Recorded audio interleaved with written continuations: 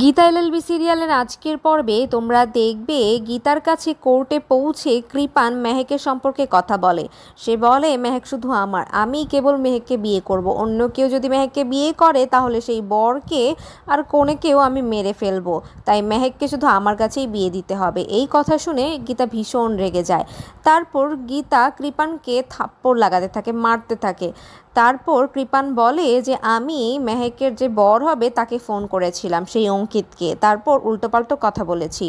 তারপর কৃপান বলে, দেখো আমি ড্রিঙ্ক করেছিলাম, কিন্তু এখন আমি আমার ভুল শুধরে নিচ্ছি, আমি মেহেককে সত্যিই ভালোবাসি, আমি শুধু মেহেককে বিয়ে করতে চাই।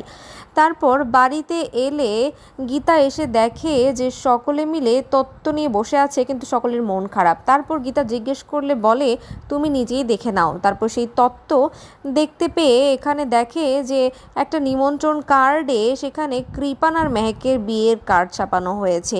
এটা দেখে মেহেক ভীষণ কষ্ট পায়, মেহেক খুব চিন্তিত হয়ে পড়ে। তারপর অগ্নিজিৎ বাবু বলে, তুমি চিন্তা করো না, তোমার জীবনে আমি ধ্বংস হতে দেব না। আর এদিকে গীতা অঙ্কিতকে ফোন করে সব কিছু বলে। তারপর অঙ্কিত বলে, হ্যাঁ আপনি চিন্তা করবেন না, মেহেককে আমিই বিয়ে করব। আর আমার কাছে কৃপান নামের একটা ফোন এসেছিল একটা লোকের, কিন্তু সেই কৃপান সম্পর্কে আমি সকল কিছু খোঁজ খবর নিয়েছি, আপনি সেই লোককে শাস্তি দিয়েছিলেন, আর এজন্য আমার তরফ থেকে আপনাকে কুর্নিশ, আপনি কোনো দিন চিন্তা করবেন না, মেহেককে আমিই বিয়ে করব। তারপর গীতা বলে, যাক আমি হাঁপ ছেড়ে বাঁচলাম।